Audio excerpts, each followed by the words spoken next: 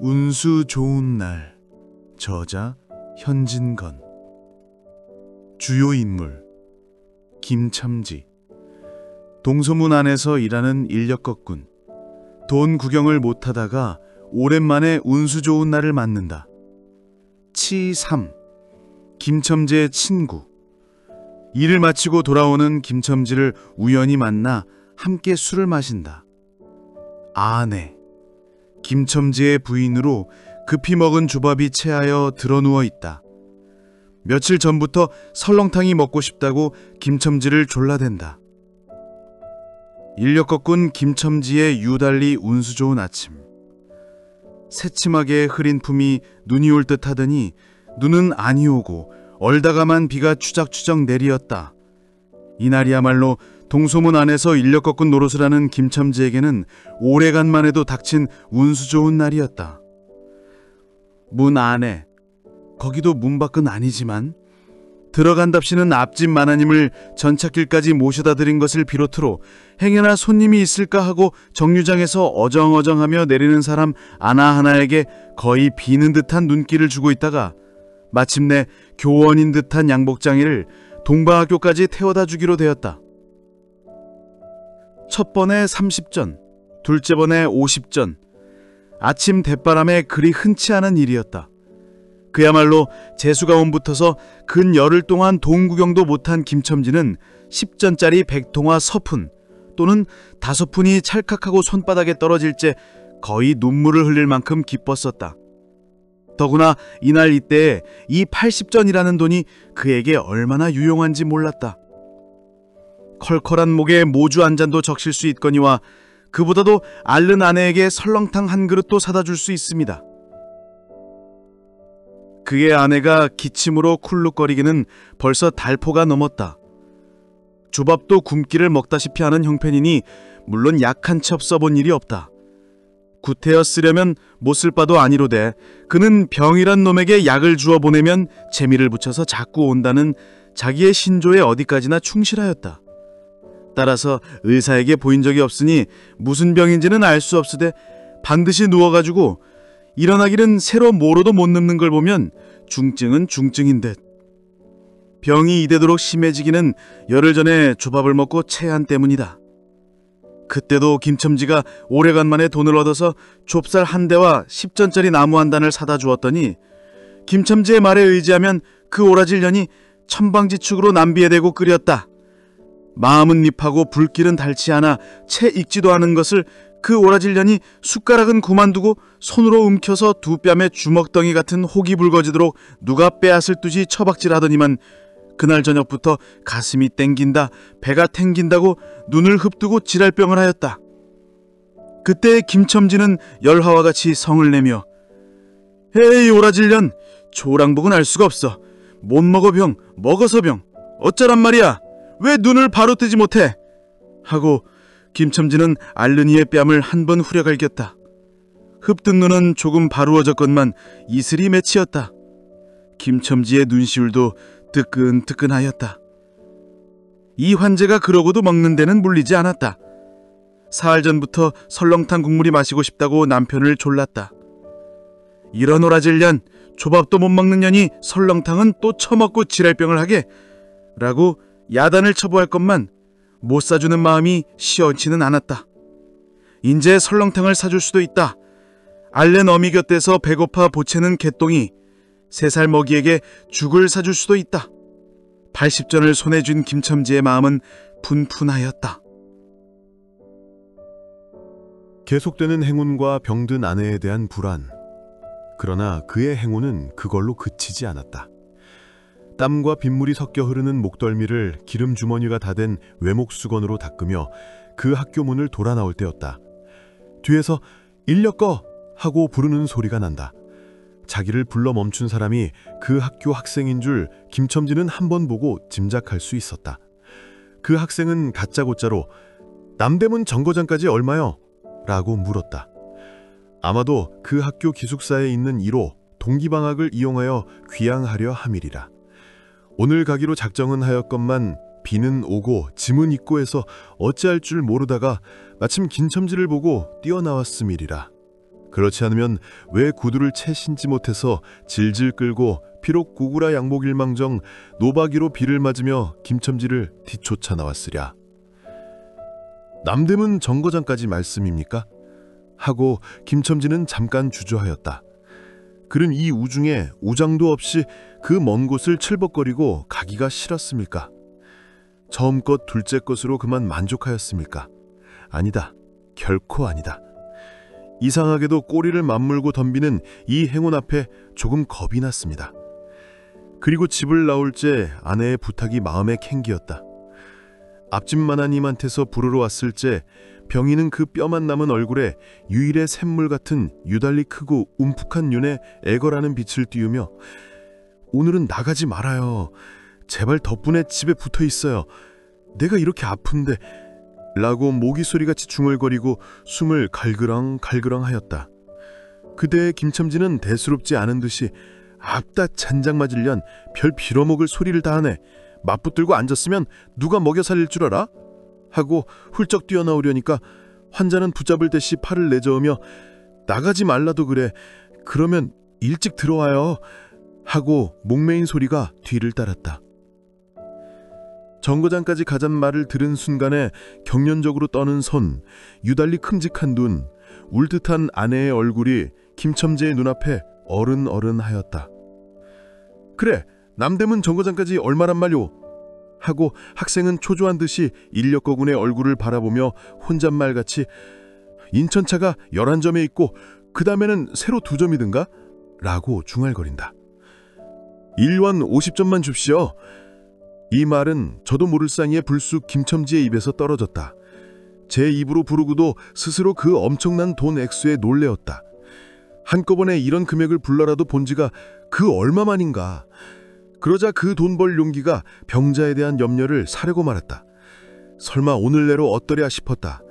무슨 일이 있더라도 제1, 제2의 행운을 곱친 것보다도 오히려 갑절이 많은 이 행운을 놓칠 수 없다 하였다. 1원 50조는 너무 과한데.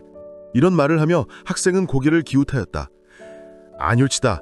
이 수로 치면 여기서 거기가 시오리가 넘는답니다. 또 이런 진날에 좀 더 주셔야지요. 하고 빙글빙글 웃는 차부의 얼굴에는 숨길 수 없는 기쁨이 넘쳐 흘렀다. 그러면 달라는 대로 줄 터이니 빨리 가요. 관대한 어린 손님은 그런 말을 남기고 총총히 옷도 입고 짐도 챙기러 갈 대로 갔다. 그 학생을 태우고 나선 김첨지의 다리는 이상하게 거뿐하였다. 다름질을 한다는 데보다 거의 나는 듯하였다. 바퀴도 어떻게 속히 도는지 군다는 데보다 마치 얼음을 지쳐나가는 스케이트 모양으로 미끄러져가는 듯하였다.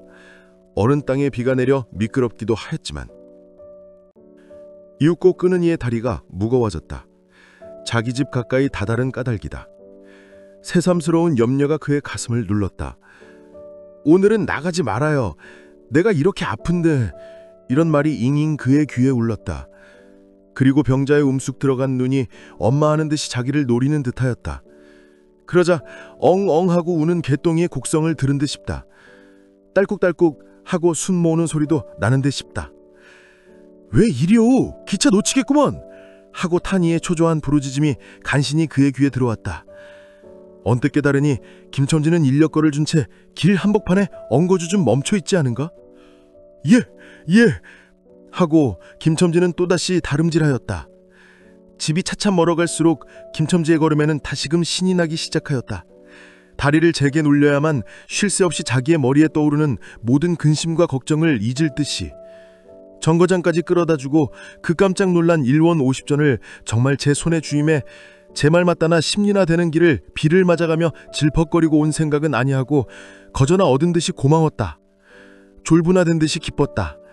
제 자식벌밖에 안 되는 어린 손님에게 몇 번 허리를 굽히며 안녕히 다녀옵시오 라고 깍듯이 재우쳤다. 정류장에서의 봉변과 불안의 무마다. 그러나 빈 인력거를 털털거리며 이 우중에 돌아갈 일이 꿈밖이었다. 노동으로 하여 흐른 땀이 식어지자 굶주린 창자에서 물 흐르는 옷에서 어슬어슬 한기가 솟아나기 비롯하며 이런 50전이란 돈이 얼마나 괜찮고 괴로운 것인 줄 절절히 느끼었다. 정거장을 떠나는 그의 발길은 힘 하나 없었다.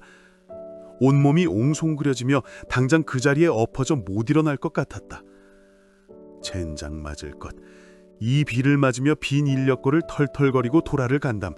이런 빌어먹을 제 할미를 붙을 비가 왜 남의 상판을 딱딱 때려? 그는 몹시 화증을 내며 누구에게 반항이나 하는 듯이 개걸거렸다. 그럴 즈음에 그의 머리엔 또 새로운 광명이 비쳤나니 그것은 이러고 갈 게 아니라 이 근처를 빙빙 돌며 차 오기를 기다리면 또 손님을 태우게 될는지도 몰라 란 생각이었다. 오늘 운수가 괴상하게도 좋으니까 그런 요행이 또 한 번 없으리라고 누가 보증하랴? 꼬리를 굴리는 행운이 꼭 자기를 기다리고 있다고 내기를 해도 좋을 만한 믿음을 얻게 되었다. 그렇다고 정거장 인력거군의 등살이 무서우니 정거장 앞에 섰을 수는 없었다. 그래 그는 이전에도 여러 번 해본 일이라 바로 정거장 앞 전차 정류장에서 조금 떨어지게 사람 다니는 길과 전차길 틈에 인력거를 세워놓고 자기는 그 근처를 빙빙 돌며 형세를 관망하기로 하였다. 얼마 만에 기차는 왔고 수십 명이나 되는 손이 정류장으로 쏟아져 나왔다. 그 중에서 손님을 물색하는 김첨지의 눈엔 양머리에 뒤쭉 높은 구두를 신고 만토까지 두른 기생퇴물인 듯 난봉 여학생인 듯한 여편네의 모양이 띄었다. 그는 슬근슬근 그 여자의 곁으로 다가들었다. 아씨, 인력거 아니 타시랍시오? 그 여학생인지 뭔지가 한참은 매우 때깔을 빼며 입술을 꼭 다문 채 김첨지를 거들떠보지도 않았다. 김첨지는 구걸하는 거지나 무엇같이 연해연방 그의 기색을 살피며 아씨, 정거장 애들부담 아주 싸게 모셔다 드리겠습니다. 댁이 어디신가요? 하고 추근추근하게도 그 여자의 들고 있는 일본식 버들고리짝에 제 손을 대었다. 왜 이래 남 귀찮게? 소리를 병력같이 지르고는 돌아선다. 김첨지는 어랍시오 하고 물러섰다. 전차는 왔다.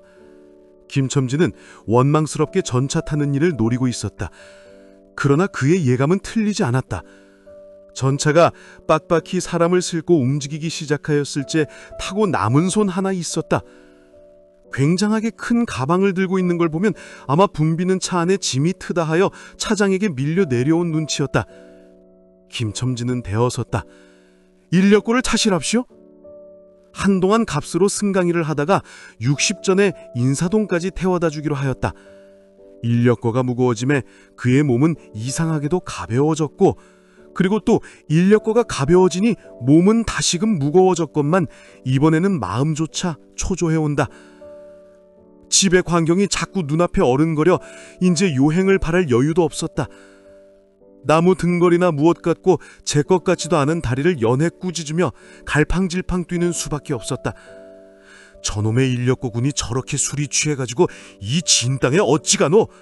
라고 길 가는 사람이 걱정을 하리만큼 그의 걸음은 황급하였다. 흐리고 비오는 하늘은 어둠침침하게 벌써 황혼에 가까운 듯하다.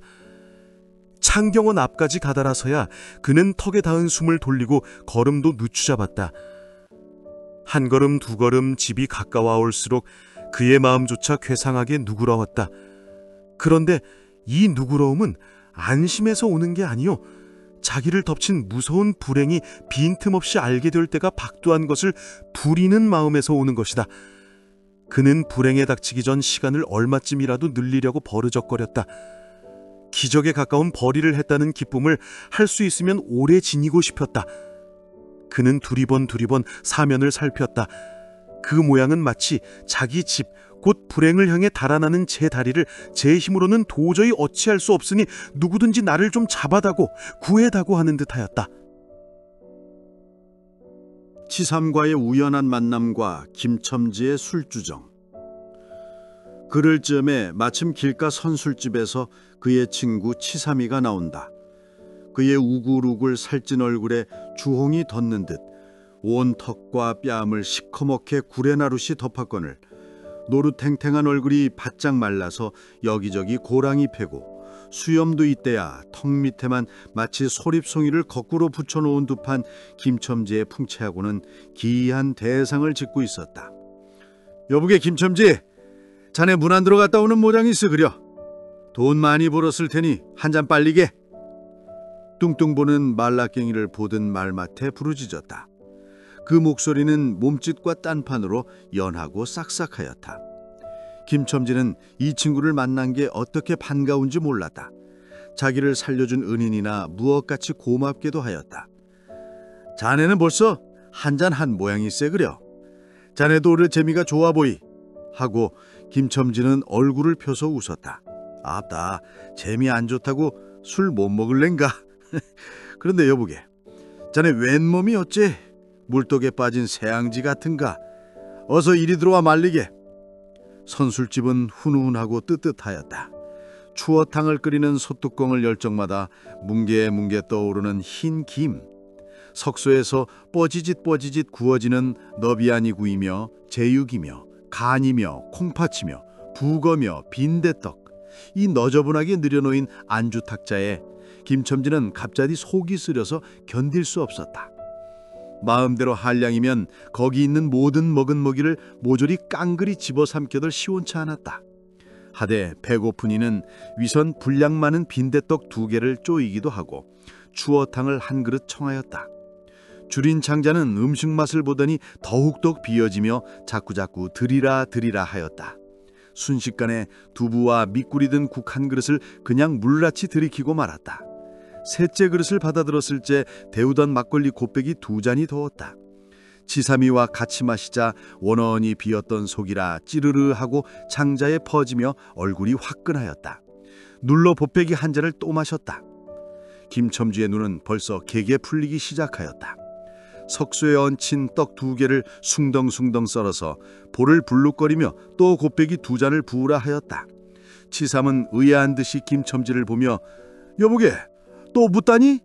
벌써 우리가 4장씩 먹었네. 돈이 40전일세? 라고 주의시켰다. 아따 이놈아, 40전이 그리 끔찍하냐? 오늘 내가 돈을 막 벌었어. 참 오늘 운수가 좋았느니. 그래, 얼마를 벌었단 말인가? 30원을 벌었어. 30원을. 이런 젠장 맞을 술을 왜 안 부어? 괜찮다. 막 먹어도 상관이 없어. 오늘 돈 산더미같이 벌었는데. 이 사람 취했군. 그만두세. 이놈아, 이걸 먹고 취할랜가? 어서 더 먹어. 하고는 칠삼의 귀를 잡아치며 취한이는 부르짖었다. 그리고 술을 붓는 15살 됨직한 중대가리에게로 달려들며 이놈, 오라질놈, 왜 술을 붓지 않아? 라고 야단을 쳤다. 중대가리는 히히 웃고 칠삼을 보며 문의하는 듯이 눈짓을 하였다. 주정꾼이 이 눈치를 알아보고 화를 버럭내며 애미를 붙일 이 오라질놈들 같으니 이놈 내가 돈이 없을 줄 알고?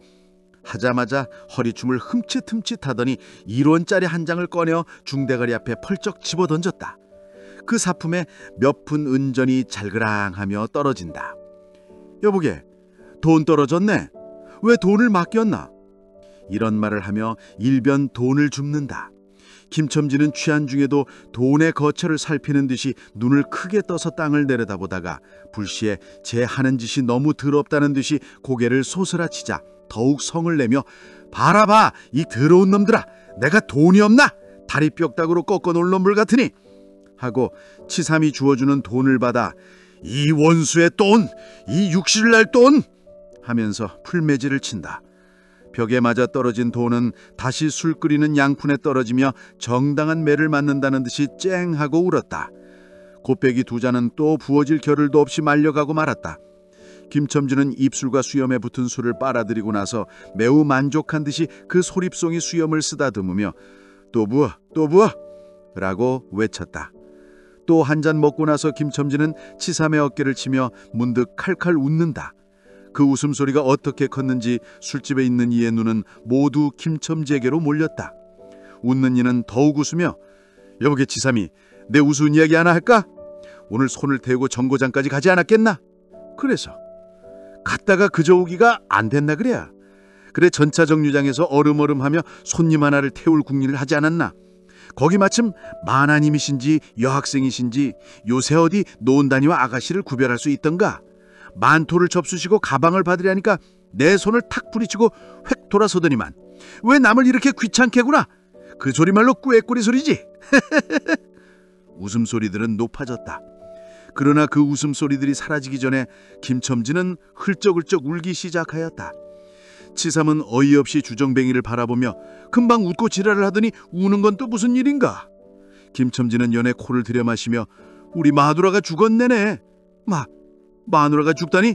언제? 이놈아 언제는 오늘이지.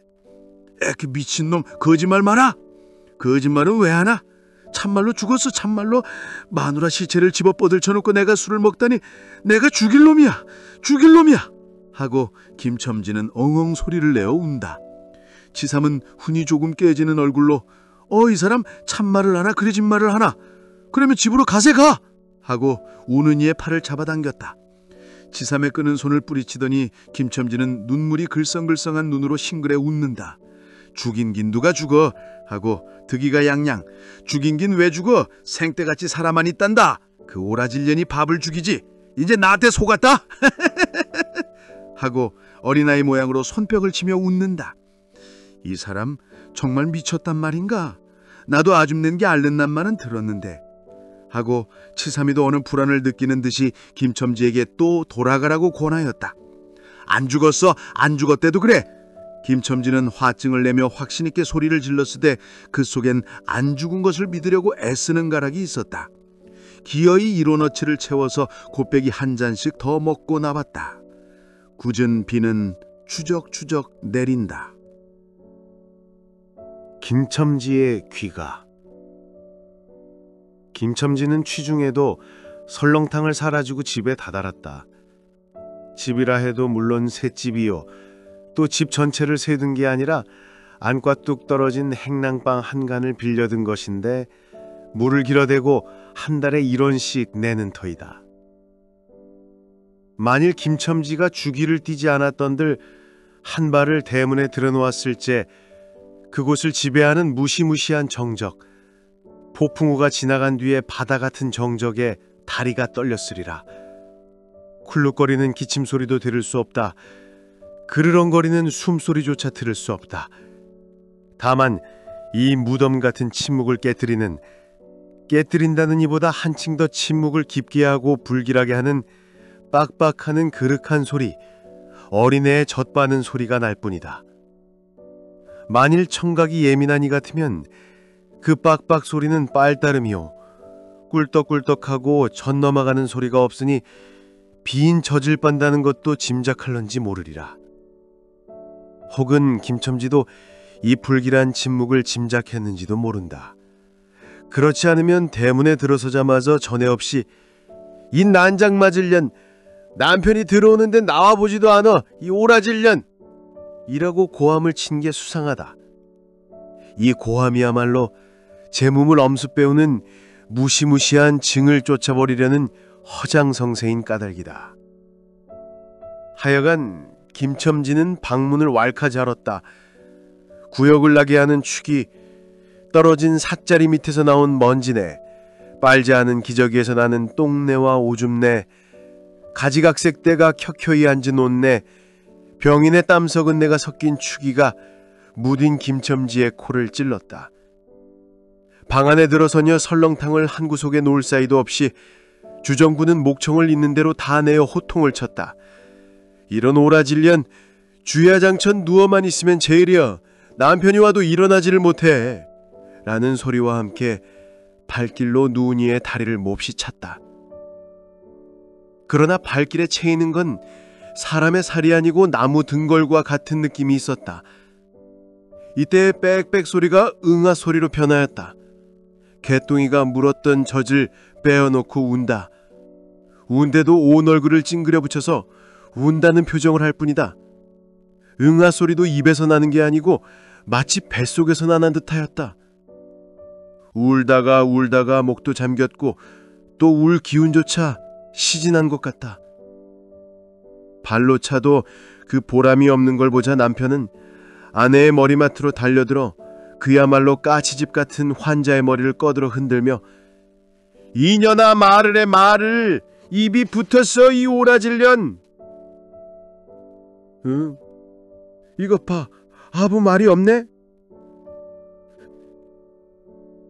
이년아 죽었단 말이냐. 왜 말이 없어? 응? 또 대답이 없네. 정말 죽었나 봐. 이러다가 눈이의 흰 창을 덮은 위로 짙은 눈을 알아보자마자 이 눈깔 왜 나를 바라보지 못하고 천장만 보느냐? 응? 하는 말 끝엔 목이 메었다. 그러자 산 사람의 눈에서 떨어진 닭의 똥 같은 눈물이 죽은 이의 뻣뻣한 얼굴을 어릉어릉 적시었다. 문득 김참진은 미칠 듯이 제 얼굴을 죽은 이의 얼굴에 한 대 비비대며 중얼거렸다. 설렁탕을 사다 놓았는데 왜 먹지를 못하니? 왜 먹지를 못하니? 괴상하게도 오늘은 운수가 좋더니만